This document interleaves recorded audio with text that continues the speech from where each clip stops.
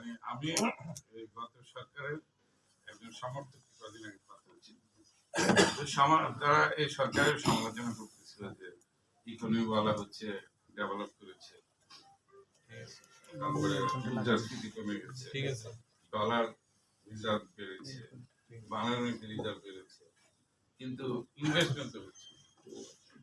আমি বললাম যে ভাই আমি সব স্বীকার করি, কিন্তু গত 5ই আগস্টের সময় যদি আর 6টা মাস যদি সরকার থাকে তখনকার অবস্থা তো তুমি জানো কি হতো। বলো তখন 8-6টা মাস থেকে সরকার নিজেই আন্দোলন লাগতো। আসলে তো সরকার টাকা পয়সা দেশে রাখেনি। এখন আমাদের যে ক্রাইসিস যাচ্ছে তারপরেও আল্লাহ অনেক রহমত যে যেভাবে বৃষ্টিপাত এবার বৃষ্টিপাত অনেক বেশি, সবজি দাম অনেক বেশি হবে। ডক্টর ইউনূস স্যারের একটা ক্যাবিনেট মিটিংয়ে 2-3টা মিটিং এর আগে বললেন যে 74 সালে বাংলাদেশের লোক সংখ্যা ছিল 11, কিন্তু তারপরেও খাওয়া পাওয়া যায়নি, চাল পাওয়া যেত না, খাদ্য নাই। আর এখন লোক সংখ্যা ডাবল, কিন্তু আল্লাহর কি রহমত, খাদ্যের কোনো অভাব নেই। এখন যেগুলো হচ্ছে আমরা ভালো মানুষ, আমরা সিন্ডিকেট করি, আমরা একদিনে বেশি লাভ করছি। আমরা তো দেশপ্রেম আমাদের মধ্যে নাই। আমাদের আগে দেশপ্রেমিক হতে হবে, তারপর দেশের কাছে চাইতে হবে। আপনাদের কাছে অনুরোধ, আপনারা যারা সচিবালয় বা বিভিন্ন অধিদপ্তর, স্বাস্থ্য অধিদপ্তর বা অন্যান্য অধিদপ্তর আছে, আপনারা একটা চাকরি আছে, আমার একটা চাকরি আছে, আমরা কম খেলেও আমরা বাঁচতে পারি। দেশের অনেক লোক এসে সম্বোধন, আমি আমার কথা বলি, আমরা অনেক বঞ্চিত বা আমরা কর্মচারীরাও অনেক কম বেতন পাই, সেসব সব কিন্তু আপনি চিন্তা করেন অনেকে বহু লোক চাকরি নেই।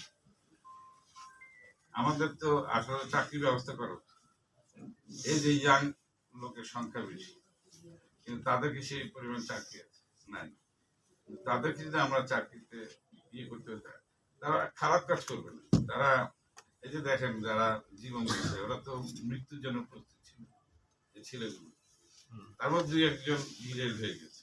আমি মনে করি যে বাধ্য হয়েছে, তার বাবার কোনো ইনকাম নাই, গ্রামের গরিব, সে পড়াশোনা করে ইউনিভার্সিটি ভর্তি দিতে পারছে, সে আন্দোলন করছে, সে দেখতেছে আন্দোলন করে আমাকে সবাই খুব বাবা দিচ্ছে, কিন্তু আমার বাবার তো আমার ভাই বোনের খাওয়ার পয়সা নেই, বাসায় খাদ্য নেই, তার তো অসুস্থ, তার চিকিৎসা করার ব্যবস্থা নেই। তো সে তো বাধ্য হয়ে যে একটা ঘটনা ঘটছে চাঁদাবাজি বা এটা, আমি কিন্তু খারাপভাবে দেখি যে সে বাধ্য হয়ে করছে। তাকে তো আমার সমাজ থেকে তাকে চাকরির ব্যবস্থা করা উচিত, আমার সমাজ থেকে তাদেরকে অন্য কোনো ব্যবস্থা দেখে অন্ন বস্ত্র খাদ্য এগুলো সক্ষম করে দেওয়া।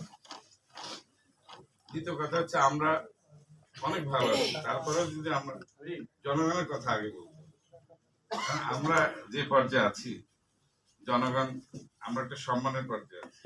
আমরা একবেলা আধা বেলা কম খেলেও সেটা মানুষ দেখে, কিন্তু মানুষ যখন আমরা পরিচয় দিই আমি সচিবালয়ে কাজ করি, আমার যে পদই হোক, সচিবালয়ে একটা ছোট চাকরি করি, অথবা আমার পর্যায়ে আমি সিনিয়র সচিব, কিন্তু আমার আর্থিক অবস্থা অনেকের চেয়ে খারাপ, কিন্তু সম্মানটা কিন্তু আমার অনেক বেশি। আমার ভাবতে হবে যে আমার দেশের মানুষ, আমরা ম্যাডাম কাছে এটা তো শিখছি, নিজের খাওয়া নিয়ে আমরা ভাবি না, উনি ভাবেন নাই, উনি তো দেশের মানুষের কথা। আমরাও আগে বলতে হবে যে হ্যাঁ আমার দেশের জন্য কোনটা ভালো,